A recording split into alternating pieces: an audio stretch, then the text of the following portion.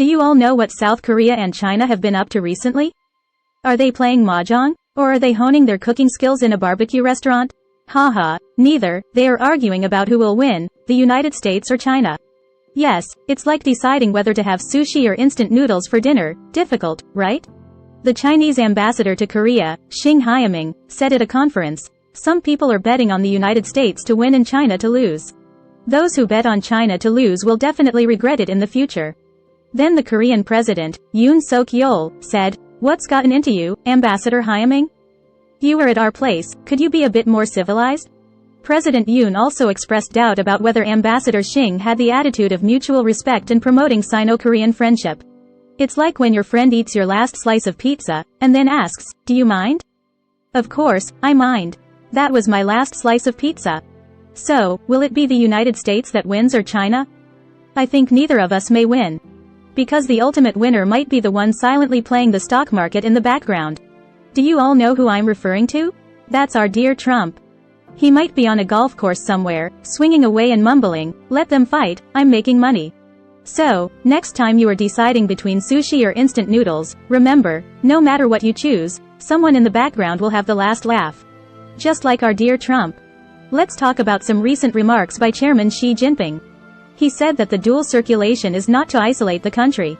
Actually, I think this concept is quite interesting. What's the definition of isolation? It is to close the door, lock it, and then play by oneself at home. So what is dual circulation? It's to close the door, lock it, and then play at home. Twice. Chairman Xi also said that if others do not open the door for China, China can still survive. This is like when we're constantly disturbed by the neighbor's child, and then we decide to lock the door, but it's not because we were shut out by others, it's a choice to play at home. This is our dual circulation strategy. I think Chairman Xi may be conveying a new lifestyle to us, that is, if you can't go to Disneyland, then build a Disneyland at home. Also, Chairman Xi mentioned the extreme situation. Extreme situation, I think, sounds like the particularly hard levels we face. After being defeated in the game, we say, I have to be prepared for extreme situations. And what do? We buy more game coins, better equipment, and then challenge those levels again. Only this time, our level is the decoupling of the global industrial chain. That's okay, we have the dual circulation, we are prepared for extreme situations, and we have game coins. I was recently reading the news and found something very interesting. Do you all know these two big shots in Shanghai? Zheng Jianhua and Xu Shiping, both of them were expelled. One is the former chairman of Shanghai Electric and the other is the former president of Shanghai Oriental Network. Their charges were really diverse, ranging from abuse of power, accepting bribes, and even to violating discipline and having a poor family style. But there's an interesting point I noticed, they were both accused of reading banned books. When I first saw this news, I wondered, what books did they read? Harry Potter, The Hunger Games? Or, Richie Rich? Because when I was a kid, teachers said these books would affect our studies. I guess they might also be considered banned books. Or, were they actually reading something like, How to Commit Crime Successfully and Not Get Caught? Clearly, they either didn't understand the book or the author got it wrong. Now their fate is that not only were the books taken away, but their jobs and party membership were also stripped. Overall, these two big shots are really shocking. They made so many mistakes and made their errors so complex. It's like ordering food, not satisfied with just ordering fried rice, they wanted every dish on the menu. But the result? It's like the consequence of overeating, in the end, they had to throw it up. Here, I have a piece of advice for you all. If you want to read some books, make sure they are not banned first, otherwise, you might end up like these two big shots, unable to even keep your books, let alone anything else. And if you really decide to read banned books, at least make sure you understand the content of the book, don't be like them, getting caught even after reading the book. Hello everyone, I'm your news anchor Yali. We're here to provide you with a one-stop Chinese news broadcast and talk show performance. I hope you can get your daily news about China with laughter and joy. Only 1 in 10 Koreans say China is good, but 8 out of 10 say the U.S. is good. A survey conducted by Eurasia Group, a U.S. political risk consulting firm, among 500 nationals aged 18 to 65 in Korea, the Philippines, and Singapore on the competition between the U.S. and China revealed that 8 out of every 10 Koreans have a friendly attitude towards the U.S., with only 1 having a friendly attitude towards China. A former executive of Samsung Electronics has been indicted in South Korea. The South Korean prosecutors allege that this former Samsung executive illegally obtained and used Samsung's proprietary technology for setting up and operating factories to help establish a new chip factory in China. It is also stated that he illegally obtained Samsung's factory floor plans and engineering secrets. The indictment says that given the scale and extent of damage caused by this case, its impact is greater than previous chip technology leak cases. U.S. media reports that China is helping Iran rapidly provide drone attacks to Russian military aid in Ukraine. The latest findings by investigators show that despite increasing pressure from the U.S. to cut off global supply chains, China continues to supply parts needed for its drone program to Iran. This reflects that in the Russo-Ukrainian war, Iran was able to quickly provide assistance to Russia, manufacturing and supplying weapons to intimidate Ukrainian civilians within just 3 months. The U.S. plans to expand its procurement of EV minerals from Asia and Africa to reduce its dependence on China. About 80% of the global production of important minerals for batteries and motors depends on China. The Biden administration is discussing expanding mechanisms for procurement from Southeast Asia and Africa. Proposals have emerged to sign agreements with various countries that treat imported minerals the same as U.S.-produced minerals. Recently, the Netherlands has joined the U.S. camp, strengthening its controls on chip exports to China. It is even rumored that the Dutch government plans to legislate to prohibit Chinese students from studying semiconductor and defense-sensitive university courses.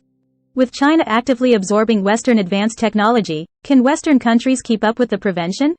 The U.S. Department of Commerce has put 43 entities on the export control list, alleging that they recruit Western pilots to help train Chinese military personnel. Some entities are even accused of helping China develop hypersonic weapons or engage in other activities that threaten U.S. national security. The list includes a Singaporean company. The U.S. claims that this Singaporean company uses Western and NATO resources to train Chinese military pilots. U.S. Treasury Secretary Yellen says attempting to decouple from China would be disastrous. Yellen stated on Tuesday that the U.S. trying to decouple from China would be a mistake, and called for deepening the interaction between the two largest economies in the world.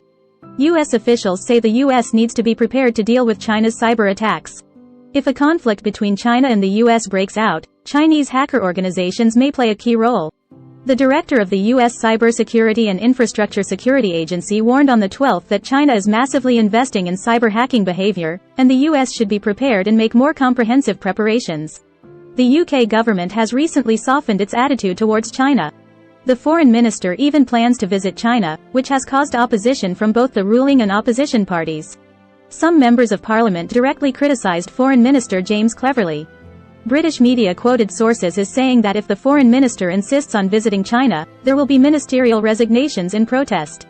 Recently, the House Armed Services Committee is about to begin final deliberations on the 2024 National Defense Authorization Act and proposes solutions to the Chinese threat.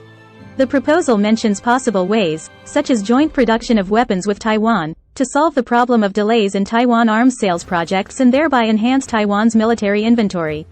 Some Taiwanese experts believe that to counter China's threat of invasion, the U.S. should speed up the delivery of weapons. The Taiwan Ministry of National Defense announced a new version of the National Defense Response Manual on Tuesday, June 13. In addition to teaching the public how to prepare for emergencies, wartime responses, and listing possible wartime accidents, the manual also for the first time publicizes the uniforms and armbands of the People's Liberation Army of mainland China, teaching Taiwanese citizens how to identify friend and foe. Liu She, a Chinese representative and diplomat in France known for his aggressive remarks, who has caused controversy, is about to return to China. It is reported that after returning, he will serve as the president of the Chinese People's Association for Friendship with Foreign Countries, which is in charge of China's public diplomacy. The People's Bank of China unexpectedly reduced the 7-day reverse repo bid rate from the previous 2.0% to 1.9%, indicating that policymakers are increasingly anxious about the lackluster recovery. This may signal that more measures will be introduced to get China's economy back on track. An economist stated that this is a relatively dull policy tool. She said that if loan demand is limited, reducing borrowing costs won't help much. The Nikkei index broke through 33,000 points. When Chinese stocks fall, do Japanese stocks rise? The Nikkei average has risen sharply for 3 consecutive days, up 584.65 points, 1.80%, from the previous trading day, closing at 33,018.65 points, breaking through the psychological threshold of 33,000 points. A new high of about 33 years was created during the session.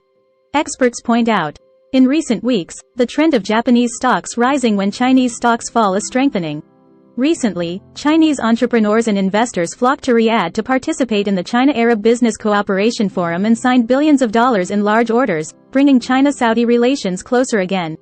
This happened just 3 days after U.S. Secretary of State Blinken visited Riyadh and stated that no country needs to choose between the U.S. and China, prompting experts to remind the U.S. to be aware of China's threat in the Middle East. However, the complexity and intimacy of China-Saudi relations are far from those of U.S.-Saudi relations. The High Court in Hong Kong opened court on the 12th to hear the application for an injunction by the Department of Justice, which seeks to ban the spread of the anti-extradition song, "May Glory Be to Hong Kong." The presiding judge asked the Department of Justice to clarify who the defendant is, and whether the injunction would apply globally once issued, deciding to postpone the case until July 21. The song, "May Glory Be to Hong Kong," has been deemed by the Chinese Communist Party and Hong Kong authorities to incite secession and subversion due to its lyrics about restoring Hong Kong at dawn and revolution for justice. On Tuesday, June 13, the Hong Kong Civil Service Bureau announced that Chief Executive Carrie Lam, along with the Executive Council, passed the civil servant salary adjustment for the fiscal years 2023 to 24, effective retroactively from April 1, 2023. Senior and high-level civil servants will receive a 2.87% pay increase, and middle and lower-level civil servants will get a 4.65% increase.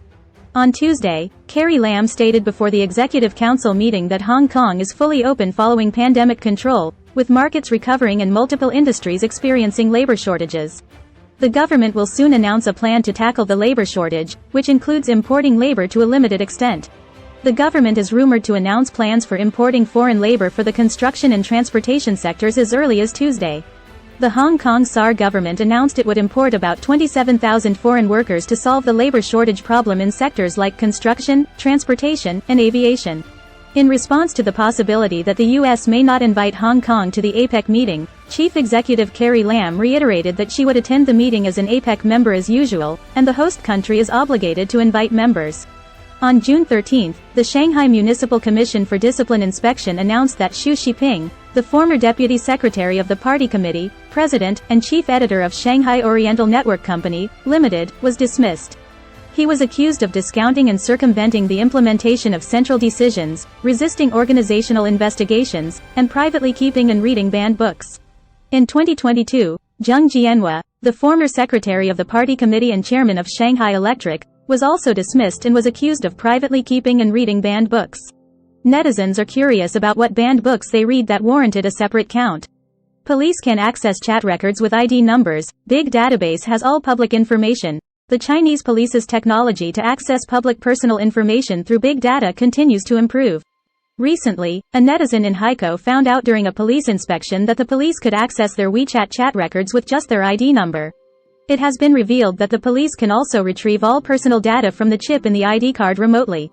Lionel Messi will lead the Argentine team in a friendly match against Australia at the Beijing Workers' Stadium on June 15.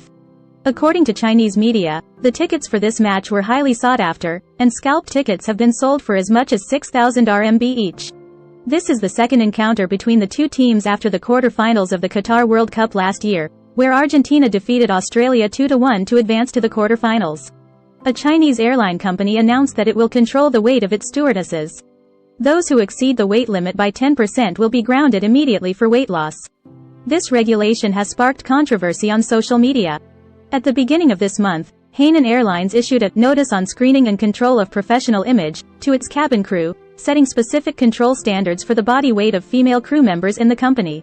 Data from the Shanghai Shipping Exchange shows that the spot freight rates for shipments from Shanghai to South America rose by 34% in the second week of June compared to the noticeable rebound at the end of March, hitting the highest level in about half a year.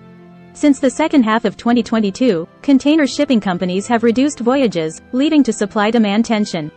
An exhibition by Badiasau, whose theme is telling good stories about China, will open on Friday at the Ujazdowski Castle Center for Contemporary Art in Warsaw, Poland. The exhibition focuses on a series of topics, including China's human rights violations, censorship system, cultural assimilation, and geopolitical tensions.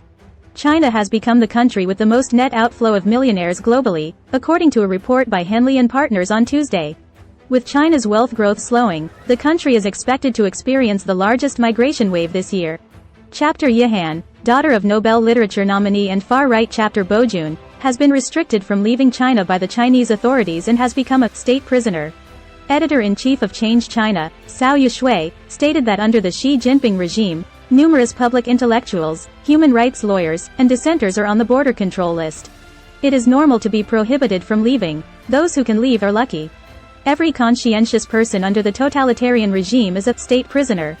The topic of a female college student falsely accusing an older man of voyeurism on the subway has been fermenting on the Chinese internet for several days and has yet to subside. The incident started when a woman on the Guangzhou subway on June 7 suspected she was being secretly photographed and demanded to see the other party's phone. After the man showed his phone to prove his innocence, the woman still posted on Weibo, claiming she had encountered a creepy man and uploaded the man's photos and videos online. That's the news flash for today. We hope you like it. Remember to like, share, and subscribe to our channel. We'll see you next time. Take care.